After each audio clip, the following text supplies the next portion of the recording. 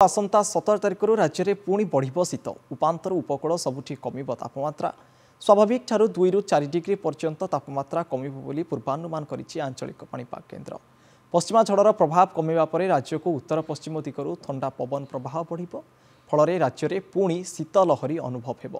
विशेषकर सुंदरगढ़, झारसुगुड़ा, अनुगुल, ढेंकानाल, संबलपुर, बरगढ़, कंधमाल, कलाहांटी, कोरापुट, नवरंगपुर में शीत लहरी अनुभूत होबार संभावना रही। आसंता 3 दिन पर्यंत राज्य में पागरे कौनसी परिवर्तन हेब नाही। रात्रि तापमात्रा स्वाभाविक ठारू अधिक रहिब।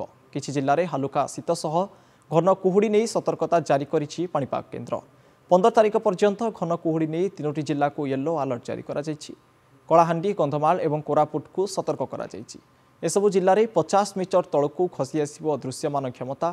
किछि स्थान रे जीरो विजिबिलिटी नहीं मध्य सतर्कता जारी करा जायछि। एहासह झारसुगुड़ा, केउंझर, संबलपुर, सुंदरगढ़, कटक एवं खोर्धारे हालुकारु मध्यम धरणर कुहुड़ी अनुभूत हेब।